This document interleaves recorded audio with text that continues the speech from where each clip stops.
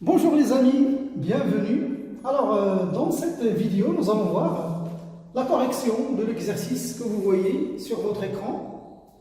Alors soit f, la fonction numérique définie par f de x est égal à la valeur absolue de x fois la racine carrée de x au carré moins 1, et soit cf, sa courbe représentative, bien sûr dans un repère orthonormé OIJ. Premièrement, déterminer d de f. 2. Étudier la parité de f. La parité, ça veut dire est-ce qu'il est pair ou impair. 3. Calculer la limite de f de x quand x tend vers plus l'infini et en déduire la limite de f de x lorsque x tend vers moins l'infini. 4. Étudier la dérivabilité à droite en 1 et donner une interprétation géométrique au résultat. Et puis en déduire la dérivabilité à gauche en moins 1. 5. Étudier les branches infinies de CF au voisinage de plus l'infini. 6. Étudier les variations de f. 7. Étudier la convexité de CF sur l'intervalle 1 plus l'infini. 8. Déterminer les points d'intersection de CF et la droite delta d'équation y égale à x. 9. Construire CF dans le repère bien sûr orthonormé OIJ. 10. Soit G la restriction de f sur l'intervalle 1 plus l'infini. Montrer que G admet une fonction réciproque qu'on va appeler G-1, définie sur un intervalle J à déterminer. Ça veut dire que vous allez déterminer l'intervalle J. Petit b, là c'était petit a, maintenant b, calculer G-1 prime. Hein, regardez, G-1 prime de la racine carrée de 2. Et c, déterminer l'expression de G-1 de x pour tout x dans J. Et finalement, vous allez construire G de la courbe de G-1 dans le même repère que CF. Voilà mes chers amis, alors faites un effort avant de voir la solution. Alors pour la question 1, D de F, c'est les éléments de R tels que x au carré moins 1 doit être supérieur ou égal à 0. Ce qui se trouve à l'intérieur de la racine carrée doit être positif. Bien, on va étudier le signe de ce polynôme, vous le connaissez. Alors, x au carré moins 1, il s'annule soit en moins 1 ou bien en 1.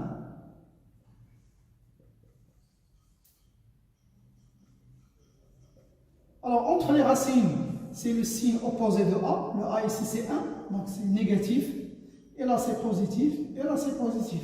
Donc on veut que ce polynôme soit positif. Donc il est là. Donc D de F égale à l'intervalle moins l'infini jusqu'à moins 1, fermé, union 1 fermé jusqu'à plus l'infini. Deuxième question. On va étudier la parité de f. Alors on a x appartient à d de f, implique que x, soit il est inférieur ou égal à moins 1, ou il est là, ça veut dire x est supérieur ou égal à 1. Et cela implique que moins x, là je vais changer l'ordre, est supérieur ou égal à 1, ou moins x est inférieur ou égal à moins 1. Ça veut dire que le moins x est aussi dans d de f. Parce que s'il est supérieur à 1, ça veut dire qu'il est ici. S'il est inférieur à moins 1, ça veut dire que moins x est ici. Donc dans les deux cas, puisqu'on a le ou, il y a toujours une union. Et donc cela implique que le moins x appartient aussi à d de f. Bien, on va calculer maintenant, pour étudier la parité, on va calculer f de moins x.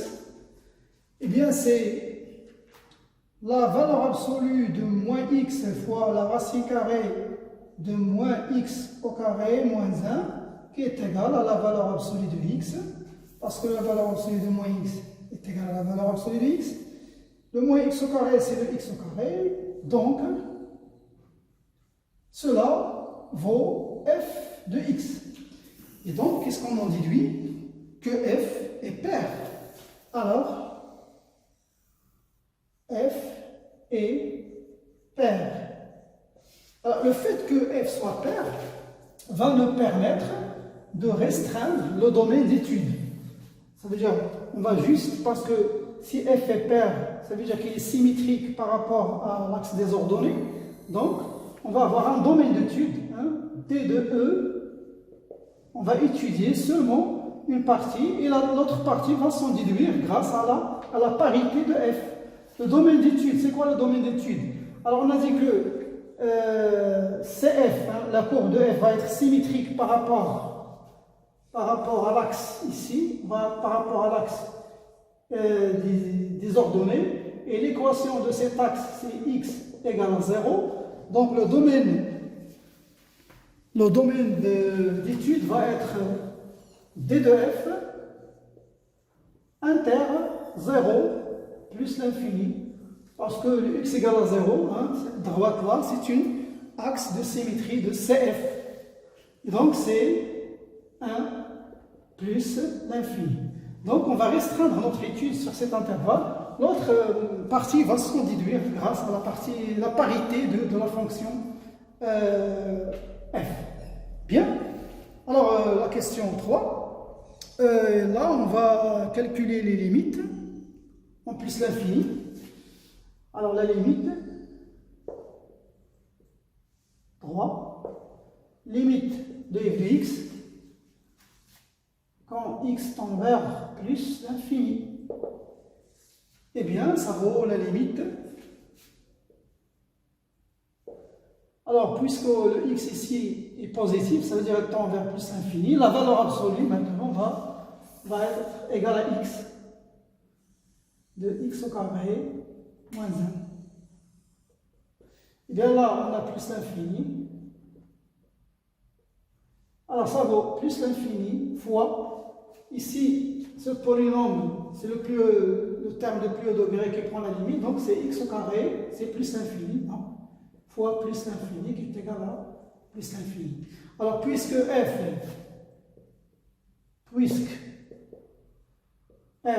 est pair, on va en déduire, alors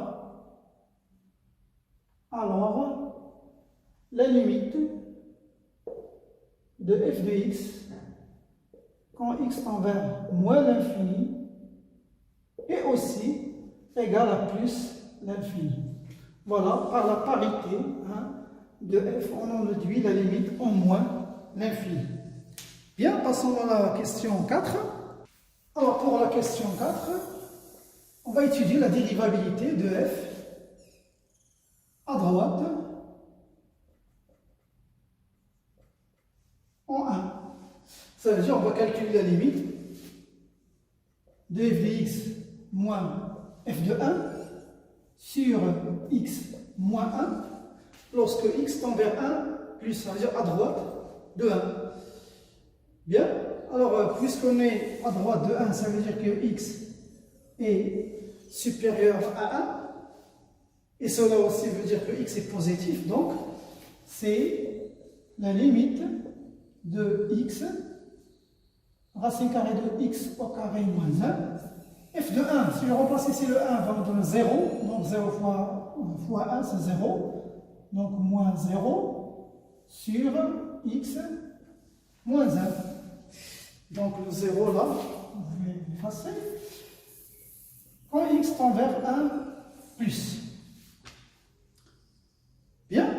Alors, vous voyez, on a une forme indéterminée parce que 0 sur 0. Hein. Donc, on va changer un peu cette expression. Cela égale à la limite. Regardez, je vais faire entrer le x moins 1 dans la racine carrée. Parce que, regardez, x moins 1, c'est quoi x moins 1? Eh bien, c'est la racine carrée de x moins 1 au carré. Et si je le fais sortir, bien sûr, si je le fais sortir de la racine carrée, il va me donner la valeur absolue de x moins 1. Et comme x est supérieur à 1, ça veut dire x moins 1 est positif. Donc, sa valeur absolue, il vaut x moins 1. Donc, le x moins 1, c'est la même chose que la racine carrée de x moins 1, le tout au carré. Donc, c'est ce que je vais faire. Donc, ça va me donner la limite de x fois une grande racine, là. Et je vais écrire x au carré moins 1. J'ai fait entrer le x moins 1 à l'intérieur de la racine carrée, mais je lui ajoute une puissance carrée. Voilà. Lorsque le x tend vers 1 plus, et donc là j'ai une simplification, c'est x, c'est la limite, vous verrez écrire cette limite de x fois, là c'est une identité remarquable, c'est x moins 1 fois x plus 1 sur x moins 1 au carré, lorsque le x tend vers 1 plus. Je simplifie ici le x moins 1.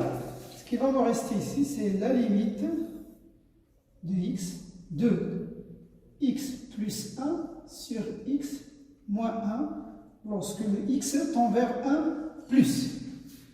Bien. Maintenant, je peux remplacer ici le 1. Et donc, ça va me donner 1 fois la racine carrée de 2 sur 0. Et ce 0, c'est un 0 plus parce que le x moins 1 est positif. 2 sur 0 plus, c'est plus l'infini, fois 1, c'est toujours plus l'infini. Alors, on peut dire que f n'est pas dérivable. F n'est pas dérivable à droite en 1. Bien, l'interprétation géométrique, alors on peut dire donc CF, la courbe CF admet une demi-tangente, horizontale,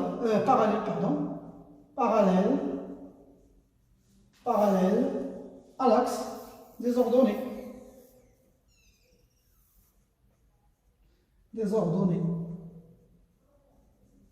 Au point. Alors le point, c'est l'abscisse, c'est 1. Si je remplace f de 1, c'est 0. Donc, comme si vous avez ici le 1, ici le voilà. Alors le point, c'est ce point-là, hein, d'abscisse 1 et d'ordonnée 0. Donc là, on va avoir une demi-tangente, comme ça, il pointe vers le haut. Donc, il est parallèle à l'axe des ordonnées. Eh bien, de même, on va en déduire maintenant la dérivabilité à gauche en moins 1. Eh bien, on va dire, puisque la fonction f est paire, alors la limite de f de x moins f de moins 1 cette fois sur x moins 1, c'est x plus 1. X plus 1. Lorsque le x tend vers moins 1, moins. Ça veut dire que le x, cette fois, est inférieur à moins 1. À gauche, en moins 1. Eh bien, c'est le contraire, c'est l'opposé de cette limite. Et bien, ça va donner moins l'infini. Voilà, donc ça se déduit facilement grâce à la parité de f.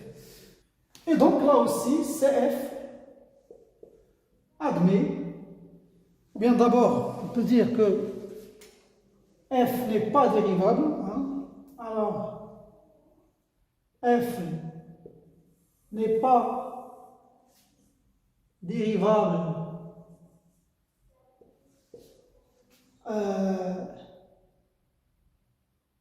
à gauche en moins 1. Donc, CF, on va répéter la même phrase, hein, admet une demi-tangente parallèle à l'axe désordonné, mais cette fois au point, là c'est moins 1, donc au point moins 1, 0, parce que si on replace moins 1 ici, on va avoir 1 moins 1, c'est 0. Voilà pour cette quatrième question. Passons à la cinquième question.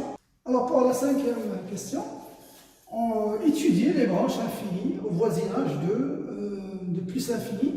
Alors on a déjà trouvé que la limite de f de x lorsque le x tend vers plus l'infini égale à plus l'infini. Donc ça veut dire, on sait que notre fonction, lorsque notre x ici tend vers plus l'infini, la fonction se dirige vers plus l'infini. Mais est-ce qu'il se dirige comme ça, hein, à la direction de l'axe désordonné, ou bien il se dirige de la direction de l'axe des abscisses, ou bien il suit une droite définie? C'est ce qu'on va voir. C'est ça l'étude des branches infinies. On ne sait pas où il va se diriger. Donc pour cela, on va d'abord calculer la limite de f de x sur x. Donc la limite de f de x sur x quand x tend vers plus l'infini, eh bien c'est la limite, puisque le x est positif, donc j'ai x fois la racine carrée de x moins 1 sur x en plus l'infini, qui est égal à la limite de la racine carrée de x au carré moins 1 quand x tend vers plus l'infini, qui est égal à plus l'infini. Donc, alors dans ce cas, regardez, lorsque vous trouvez que la limite de f de x sur x quand x tend vers l'infini est égal à l'infini, ça veut dire là que notre fonction se dirige comme ça. Lorsque le x tend vers plus l'infini, ça veut dire qu'il prend une branche parabolique, hein, de direction, hein, l'axe désordonné. Bien sûr, dans le cas où vous trouverez 0, ça veut dire qu'il va se diriger vers l'axe la branche parabolique sera de direction l'axe des abscisses. Mais dans notre cas, c'est plus l'infini, donc il va se diriger dans la direction des axes désordonnés. Donc, CF admet une branche parabolique de direction l'axe désordonné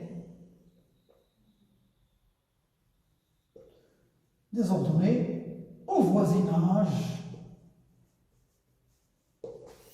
de plus l'infini. Alors là, dans la question 6, on va étudier les variations de f. Bien, on va, comme on travaille sur 1 plus l'infini, le domaine d'étude, donc quel que soit x supérieur à 1, on va calculer la dérivée, hein, on va calculer la dérivée de f hein, dans l'intervalle 1 plus l'infini. Bien, alors, quel que soit x supérieur à 1, f' de x, hein, c'est, puisque le x est positif, donc c'est x racine carrée x au carré moins 1, le tout prime.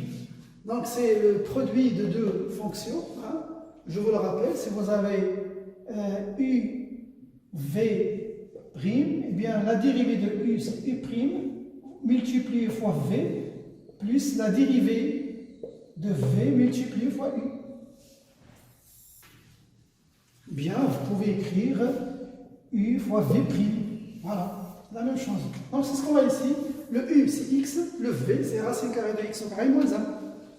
Eh bien, ça vaut la dérivée de x, c'est 1, fois v c'est x au carré moins 1, plus le x fois la dérivée de ça. Ça veut dire racine, bon, je vais le faire. Vous connaissez la dérivée de la racine carrée. Si vous avez la racine carrée de u', eh bien, c'est u', ça veut dire la dérivée de ce qui se trouve à l'intérieur de la racine carrée sur 2 fois la racine carrée de cette fonction, de u. Donc notre u, dans ce cas-là, c'est x au carré moins 1. Et on sait que x au carré moins 1 prime, la dérivée de cette fonction, c'est 2x. 2x. Voilà, donc je vais dériver directement maintenant. Alors c'est x fois la dérivée de ça, c'est 2x sur 2 fois la racine carrée de x au carré moins 1. Bien, je développe. Ça vaut la racine carrée de x au carré moins 1. Là, je simplifie les deux. Le x fois le x, c'est x au carré sur la racine carrée de x moins 1. Et ça vaut, je mets au même dénominateur, donc je multiplie la racine carrée de x au carré moins 1 fois la racine carrée de x au carré moins 1. Ça va donner x au carré moins 1. X au carré moins 1. X au carré moins 1 plus x au carré, le tout sur la racine carrée de x au carré moins 1. Là, j'ai 2x au carré, donc ça va me donner 2x au carré moins 1 sur la racine carrée de x au carré moins 1. Voilà la dérivée. Regardez, on s'intéresse à savoir le signe, est-ce qu'il est positif ou négatif. Puisque notre x, il est là, le x, il est supérieur à 1, x au carré est toujours supérieur à 1, 2x au carré est supérieur à 2, 2x au carré moins 1 est supérieur à 1, qui est supérieur strictement à 0. Donc cette dérivée-là, elle est strictement positive. Bien, voilà, puisqu'il est positif, donc sur l'intervalle 1 plus l'infini, là, la fonction va être croissante. Et par parité de f, c'est ce qu'on va établir maintenant. Donc, je vais tracer le tableau de variation. Alors, le domaine d'étude, comme on a dit, c'est 1 plus l'infini. Là, je vais mettre le signe de f' de x, et là, elle est négative, positive.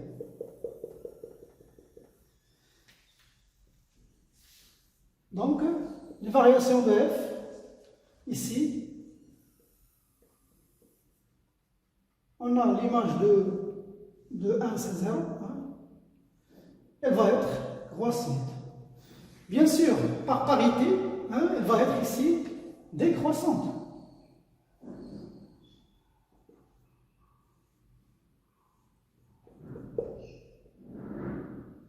Elle va être décroissante. Là, elle va être négative. Donc là, je vais avoir jusqu'à 0. Voilà les variations de f. Par parité, hein, par parité de f, s'il est là, elle est croissante. Dans l'autre partie, symétrique, elle va être décroissante. Hein, c'est le contraire, hein, c'est l'opposé de... lorsque f est pair, on a une opposition des variations de f. Bien sûr, si elle est impaire, dans un autre cas, si vous rencontrez une fonction impaire, ils vont avoir la même parité dans les intervalles symétriques. Bien, alors voici les variations de f. Là, je vais mettre plus l'infini, là c'est toujours plus l'infini. Bien, passons à la question 7. Alors, pour la 7e question, on va étudier la convexité de CF sur l'intervalle 1 plus l'infini. Il est ouvert ici. Bien, alors pour cela, pour étudier la convexité, on va calculer la dérivée seconde. Déjà, on a f', la première dérivée, c'est 2x au carré moins 1 sur la racine carrée de x au carré moins 1. Maintenant, je vais calculer la dérivée seconde de f de x, c'est la dérivée de la première dérivée sur la racine carrée de x au carré moins 1, le tout prime. Voilà. là, je suis dans le cas de U sur V, hein, prime. Alors, la dérivée, je vous rappelle, ici, c'est la dérivée de U, c'est-à-dire U prime fois la fonction V. Là, on va mettre moins. U fois la dérivée de V. Et le taux sur V au carré. Bien, on va appliquer cette règle pour cette dérivée. Donc, ça va nous donner la dérivée de 2x au carré moins 1, c'est 4x, fois v, c'est la racine carrée de x au carré moins 1, moins 2x au carré moins 1, fois la dérivée de...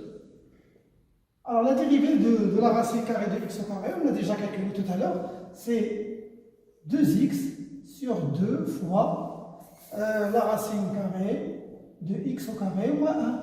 Tout ça sur v au carré, là, ça veut dire la racine carrée de x au carré moins 1 au carré. Voilà, on développe tout ça. Donc, ça va nous donner tout ça égal 4x fois la racine carrée de x au carré moins 1. Je simplifie le 2 ici. Donc, je vais multiplier x fois ça. Donc, moins x fois 2x au carré. J'ai dit on va simplifier le 2. Voilà. Donc, 2x au carré fois x. Mais attention avec le moins. C'est... donc, je vais laisser le moins jusqu'à ce que je mets au même dénominateur. Donc, ici, je vais avoir 2x à la puissance 3 moins x. Le taux sur la racine carrée de x au carré moins 1. Tout ça. Alors, ici, la racine carrée de x moins 1 au carré, c'est x au carré moins 1. Bien. Je mets au même dénominateur. Alors là, je multiplie ça par ça, donc 4x racine carrée de x au carré moins 1 fois racine carrée de x moins 1, ça va nous donner 4x fois x au carré moins 1, le moins 2x à la puissance 3, et plus maintenant, moins, c'est plus x, tout ça sur la racine carrée de x au carré moins 1, et tout ça sur x au carré. Alors, on va doucement, hein. Comme ça, il y a certains élèves qui trouvent des difficultés dans ce genre de calcul. Bien, je vous rappelle ici, a sur b, le taux sur c, c'est a sur b fois c. C'est ce que je vais faire ici. A sur b sur c. Donc, je vais dire c'est a sur b, c. Donc, tout ça égale à, je développe 4x à la puissance 3, moins 4x, moins 2x à la puissance 3, plus x, tout ça sur x au carré moins 1 fois la racine carrée de x au carré moins 1. Bien. Alors là,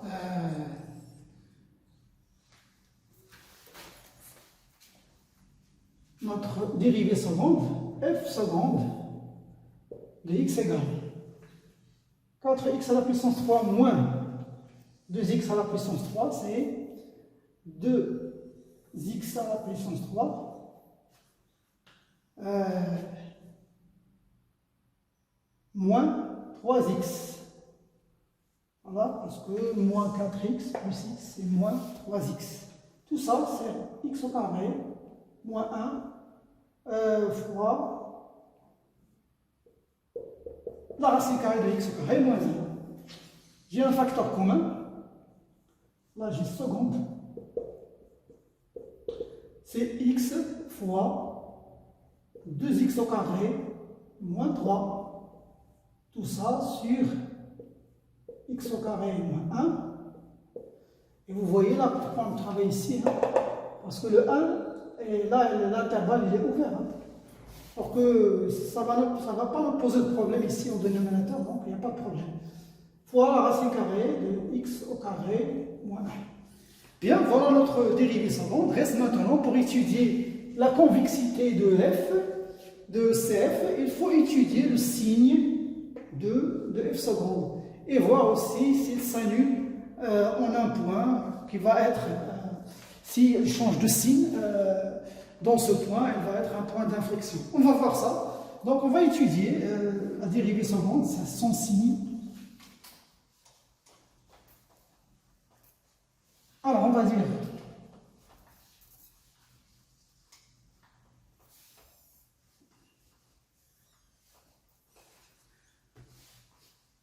bien sûr on travaille sur l'intervalle 1 plus l'infini. Hein.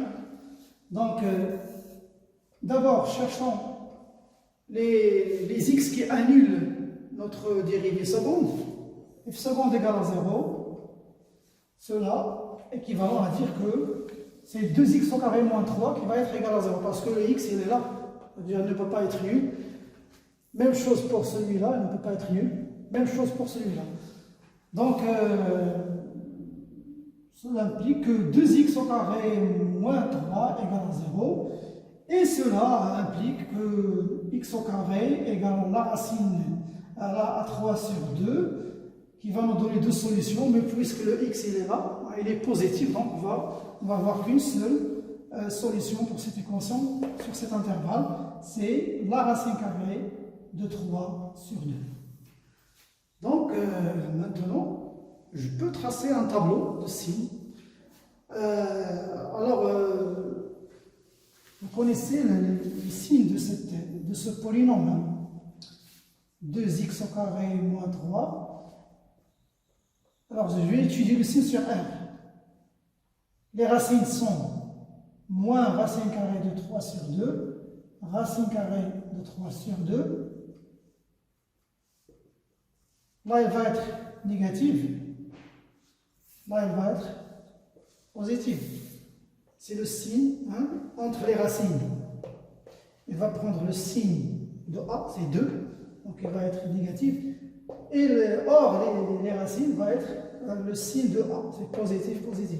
Là, je vous rappelle qu'on travaille sur l'intervalle 1 plus l'infini. Donc, de 1 jusqu'à la racine carrée de 3 sur 2 va être négative. F seconde va être négative. De racine 3 sur 2 jusqu'à plus l'infini, elle va être positive. Voilà, donc je peux tracer maintenant le tableau. Donc, je vais avoir ici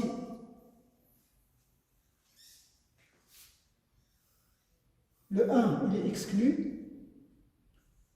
F seconde de x. Il s'annule en racine carrée de 3 sur 2. Là, il s'annule. Là, elle est négative. Là, elle est positive. Et donc, ça va nous donner une idée sur la convexité de CF. Alors là, puisque F seconde est négative, ça veut dire que CF il est concave, comme ça.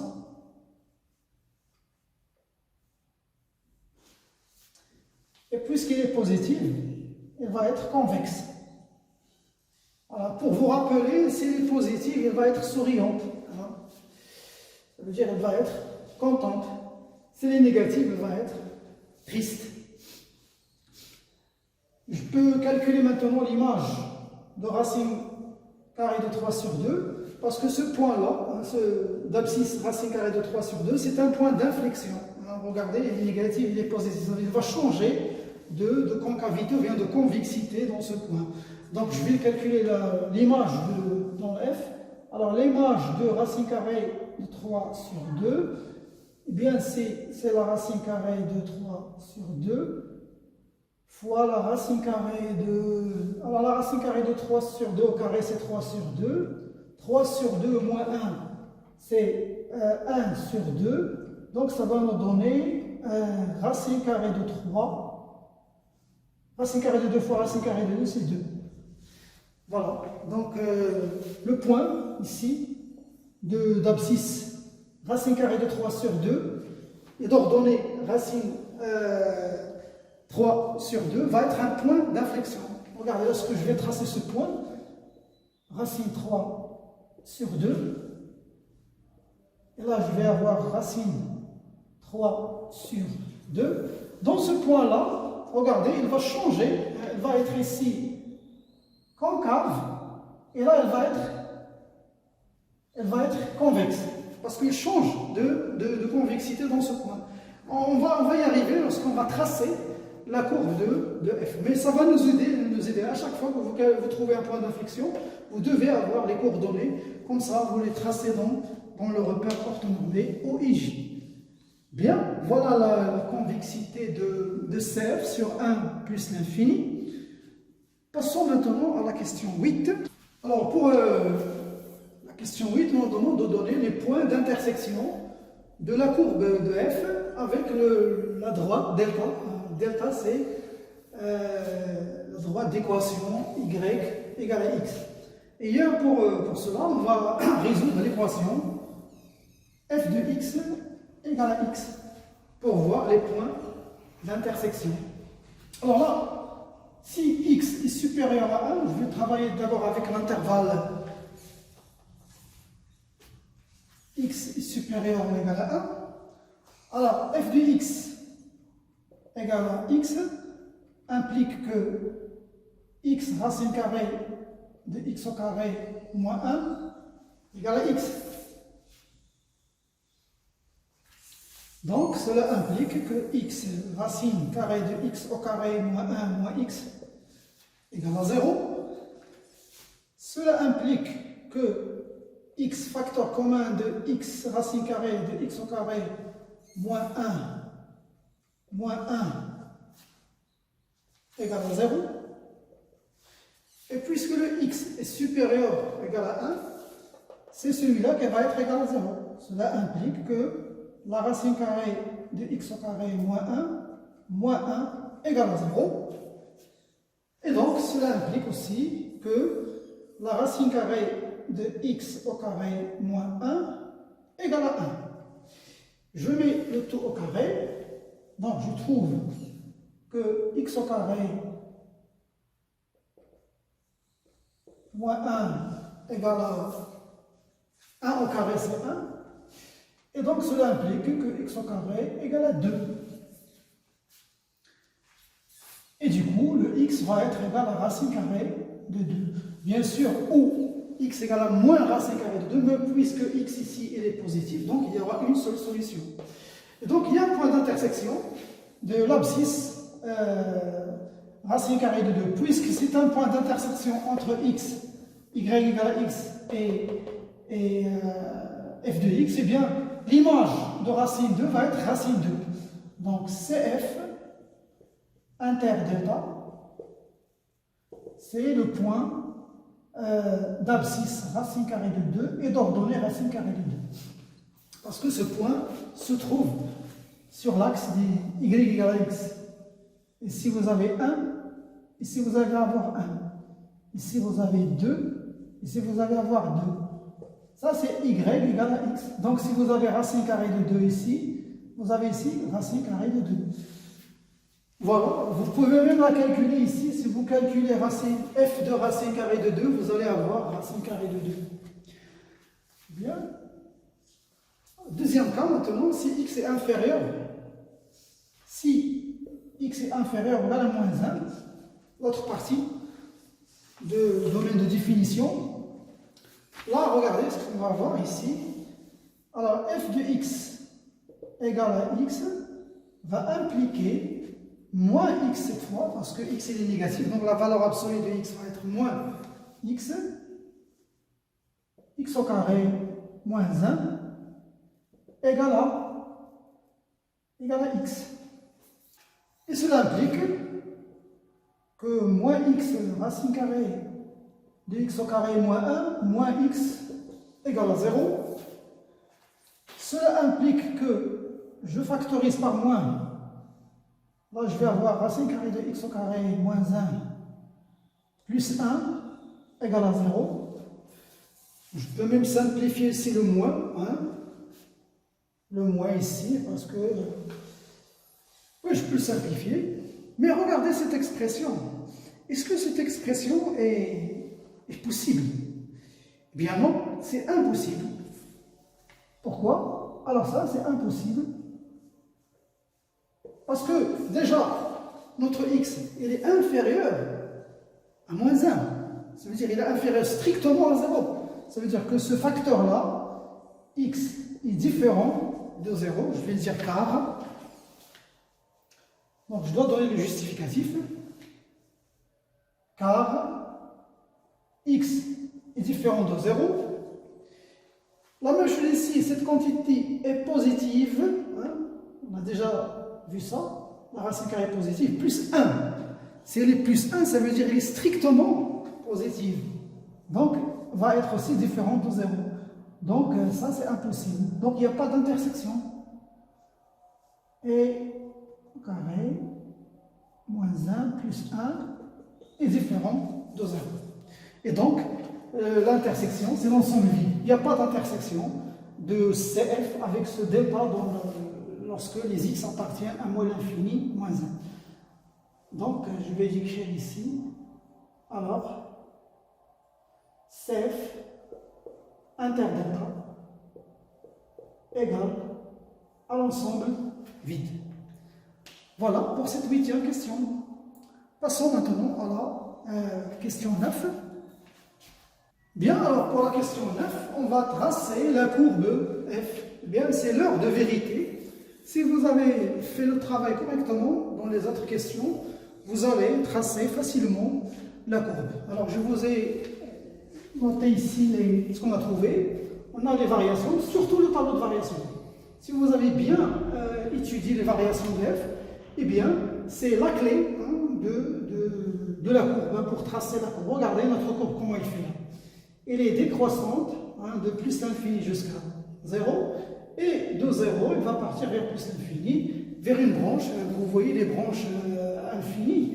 Il nous donne un indice. Ça veut dire la fonction va ici, la branche parabolique de direction l'axe des ordonnées va être décroissante jusqu'au point moins 1, 0. Et là, le point 1, 0, il va être croissant jusqu'à une branche finie. Mais en croissant, il va rencontrer un point d'inflexion ici. On a déjà trouvé dans l'intervalle 1 plus l'infini. Ça veut dire ce point d'inflexion, je dois le mettre dans le repère. Donc, voici des valeurs. Ici, la racine carrée de 3 sur 2, c'est à peu près 1,2. Donc, elle est là, 1,2, à peu près ici. Racine carrée de 3 sur 2. 1,2. La racine carrée de 3 sur 2, c'est 0,8. Donc, c'est à peu près ici. Donc, je vais avoir là, c'est le point d'inflexion. Alors, c'est dans ce point-là qu'il va changer de convexité. Je dois aussi tracer la droite. La droite y égale à x. Ça va aussi nous orienter. Voilà.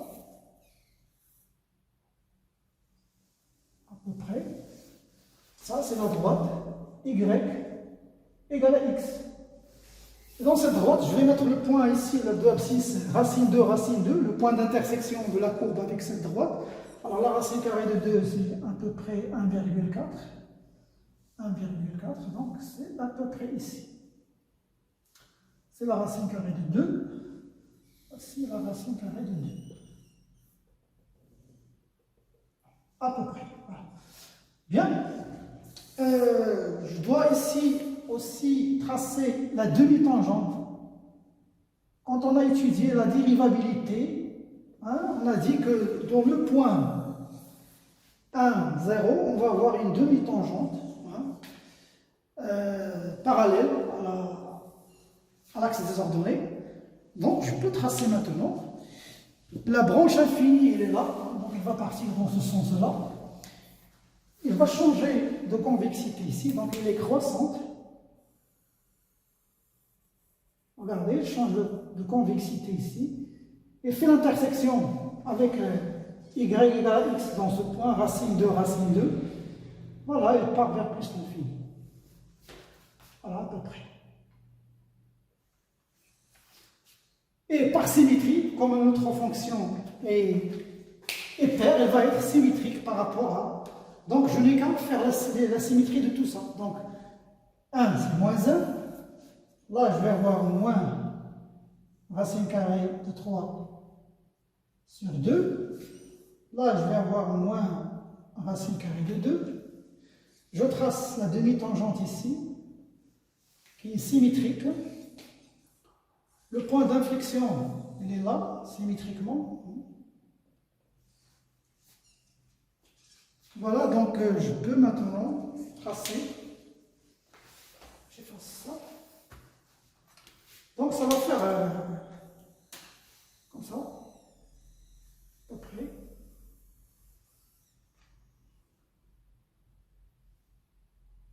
Le point d'inflexion, il est là. Symétriquement, donc elle va être à peu près ici. Voilà, donc décroissante. Il va changer de convexité. Voilà, il va tomber sur la demi-tangente ici. Et vous voyez, il n'y a pas d'intersection avec la droite y égale x dans l'intervalle moins l'infini moins 1. Voilà, c'est la courbe CF. Alors pour la question 10, quel que soit x dans 1 plus l'infini, on va avoir que g de x c'est la restriction de f sur cet intervalle. Cela veut dire que g de x est égal à f de x, qui est égal à x à la fois racine carrée de x au carré moins 1. Donc g c'est la restriction de f. Bien, cela aussi va impliquer que g' de x va être égal à... Alors, tout à l'heure, on a trouvé 2x au carré moins 1 sur la racine carrée de x au carré moins 1. Voilà, on nous demande de montrer que g admet une fonction réciproque. Bien, c'est simple, je vais dire, puisque g est une fonction continue, continue et strictement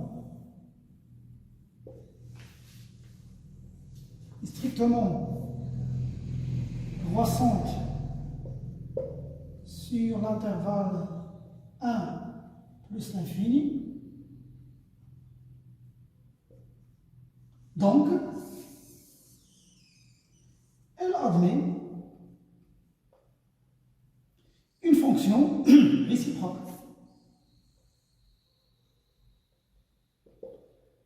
Réciproque.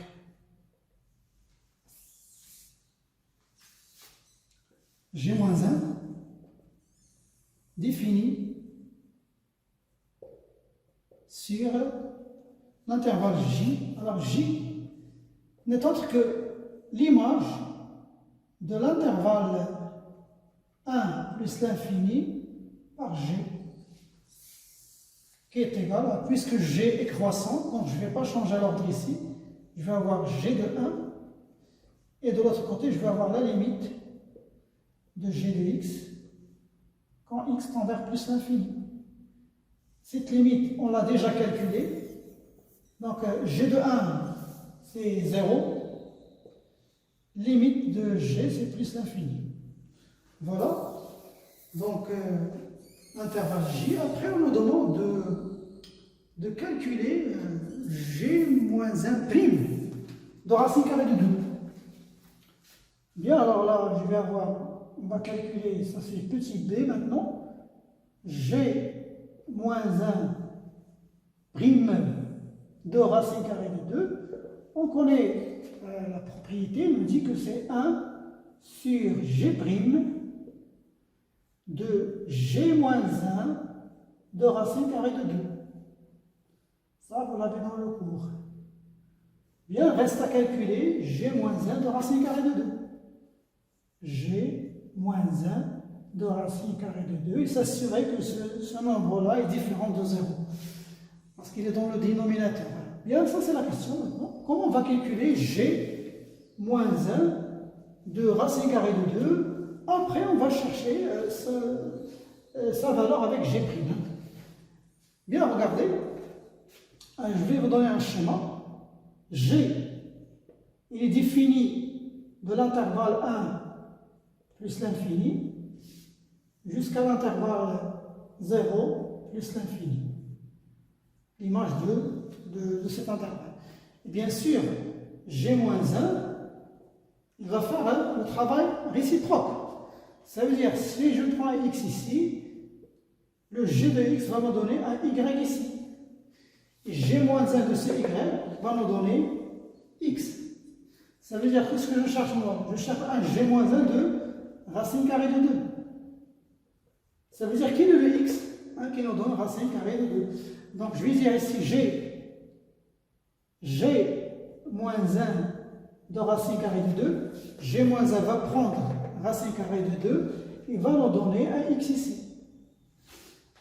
Donc cela est équivalent à dire quoi? Que G va prendre ce x et va me donner racine carrée de 2. Ça veut dire que G de x va nous donner racine carrée de 2. Et donc, si je veux, moi je cherche le x, parce que je cherche G-1 de racine carrée de 2. Je cherche le x, donc je dois résoudre cette équation.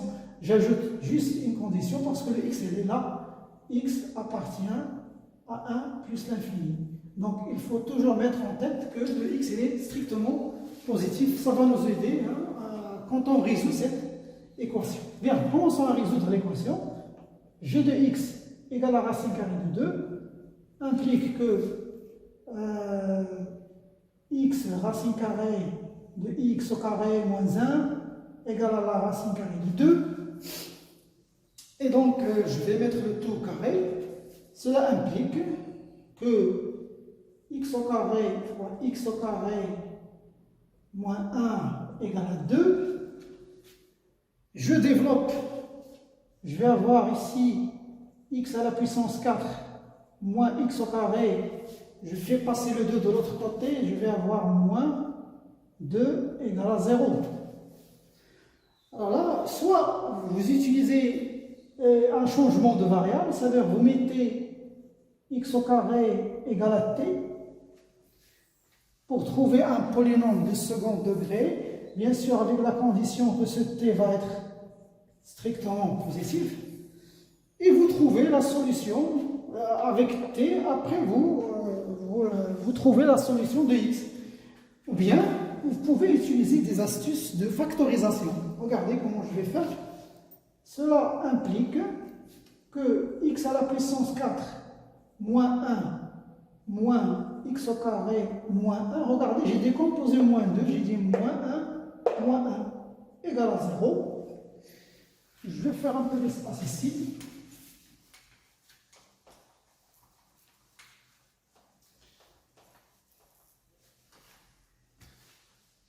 Là, j'ai une identité remarquable.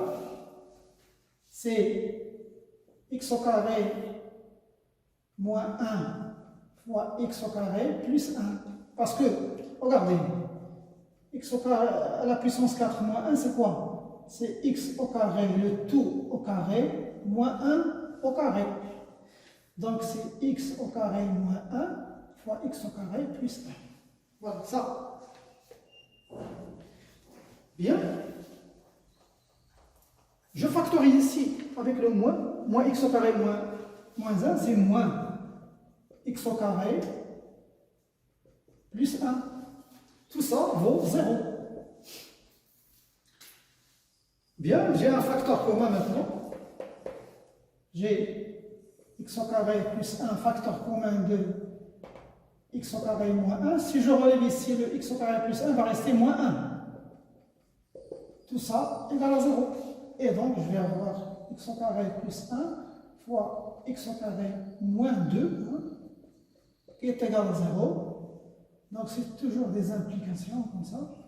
Cela implique que c'est le x au carré moins 2 qui est égal à 0. Pourquoi? Parce que j'ai dit que le x il est strictement positif. Donc, cette quantité-là est strictement positive, donc ne peut pas être nulle. Donc, c'est celui-là qui va être nul. Et cela implique que le x égale à la racine carrée de 2.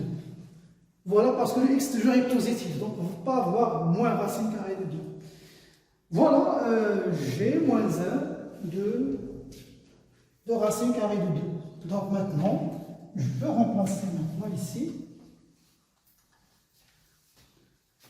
Cette quantité vaut racine carrée de 2. Maintenant, cherchons g' de ce racine carrée de 2. G' de racine carrée de 2. Vous voyez tout à l'heure, puisque c'est une bijection, on sait que l'image de racine carrée de 2, c'était racine carrée, c'est le point d'intersection de CF avec delta tout à l'heure. Hein. Et ça prouve aussi qu'on est dans la bonne voie. Voilà. Donc maintenant, G', voilà G'. Je lui donne racine carrée de 2. Ce qui va me donner, c'est 2 fois racine carrée de 2 au carré moins 1 sur la racine carrée de 2 au carré moins 1. Bien alors, vous avez 4 moins 1, c'est 3. Là, 2 moins 1, c'est 1, c'est 3. Voilà donc G moins 1' de racine carrée de 2. Vous voyez les différents de 0. C'est 1 sur 3. Parce que G moins 1 de racine carrée de 2, c'est 2. G' de ce racine 2, c'est 3. Voilà. Passons maintenant à petit c. On va trouver l'expression de G moins 1. Alors, pour trouver l'expression de G moins 1, je le dis toujours, essayez de tracer ce schéma. Regardez, G moins 1,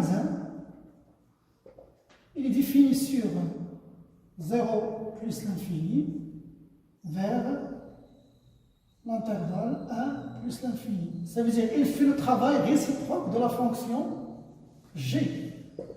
G part de 1 plus l'infini vers 0 plus l'infini. Il prend x, g moins 1 prend à x, et nous donne à y. Regardez, donc je vais dire que g moins 1 de x nous donne à y. Et ce x-là appartient à 0 plus l'infini. Regardez, cela équivaut à quoi? Là, regardez, on cherche, qu'est-ce qu'on cherche?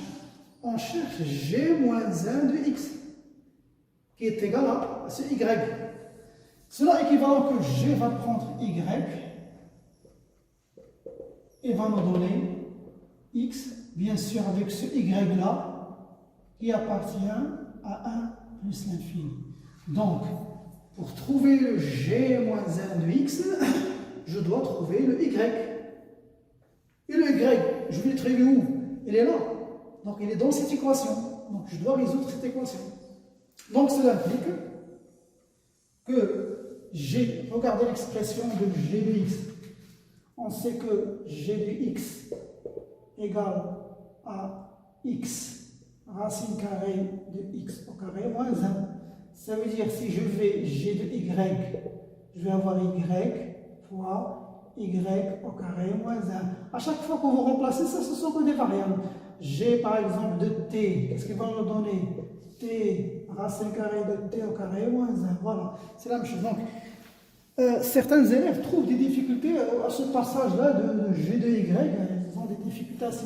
C'est juste une variable, vous la changez. Vous la mettez dans l'expression de g. Bien. Donc, je continue ici. Ça veut dire que y fois la racine carrée de y au carré moins 1 égale à x. Je mets le tout au carré. Donc, je vais avoir y au carré fois y au carré moins 1 est égal à x au carré. Et là, je développe, donc je vais avoir, cela implique que y à la puissance 4 moins y au carré égale à x au carré. Là, vous pouvez faire passer le x de ce côté et de faire un changement de variable. Voilà. Vous mettez y au carré qui est égal à un t, et vous résolvez cette équation de second degré. Mais il y a mieux. Alors le mieux, regardez, là, regardez cette expression. Là, on a un début. À chaque fois, il faut toujours avoir ces réflexions. Regardez, c'est ça un début d'une identité remarquable. Cette identité remarquable, je vais la l'expliciter un peu. Regardez, j'ai y ici au carré, le tout au carré. Moins, ici vous avez un 1. Et c'est quoi ce 1? C'est 2 fois 1 demi fois x. Fois y au carré. Vous voyez, comme si je cherche à trouver a au carré moins 2ab plus b au carré. Là, je n'ai que cette expression-là maintenant. Je me trouve ici. Qu'est-ce qu'il me reste? Ajouter le b. Le b, c'est ce 1 demi. Mais je dois le mettre au carré. Voilà, donc je dois ajouter 1 demi au carré. C'est quoi 1 demi au carré? C'est 1 sur 4. Et bien, puisque j'ai ajouté ici 1 plus 4, je dois aussi de l'autre côté 1 plus 4. Bien, maintenant j'ai mon identité. Je peux écrire maintenant. Cela implique. Je vais écrire ici de l'autre côté. Voilà, mon identité c'est y au carré moins 1 demi, le tout au carré, qui est égal à x au carré plus 1 sur 4. Voilà, donc je passe à la racine carrée.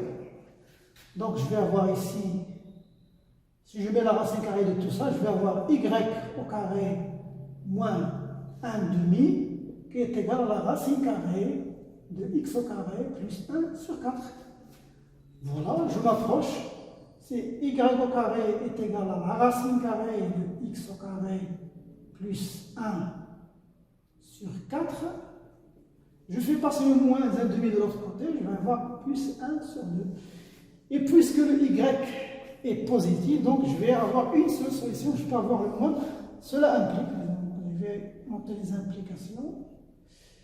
Cela implique que mon y égale la racine carrée de tout ça. La racine carrée de la racine carrée de x au carré plus 1 sur 4 plus 1 sur 2. Le y, le voilà, c'est g moins 1 de x. Alors, c'est ça, c'est l'expression de g moins 1 de x. C'est la racine carrée de la racine carrée de x au carré plus 1 sur 4 plus 1 demi. Voilà, il reste maintenant à tracer la courbe de g-1. Alors, pour tracer la courbe de g-1, eh bien, on sait que g-1 va être symétrique avec la courbe f ici sur l'intervalle 1 plus l'infini. Donc, les symétries par rapport à y égale x va être symétrique par rapport à cette droite. Bien, je vais tracer les symétriques. Là, je vais avoir ici, j'ai une demi-tangente parallèle à y, à OY. Là, je vais avoir le symétrique de cette demi-tangente. Ici, le symétrique de point d'inflexion, à peu près ici. Le point racine 2, hein, est sur l'axe, donc c'est un point invariant par la symétrie ici. Donc, je peux tracer, c'est G-1 comme ça. Voilà. Donc, il va changer aussi de convexité ici. Il va être symétrique, hein. Ça c'est C de G-1. Il est symétrique à la courbe de f sur l'intervalle 1 plus l'infini.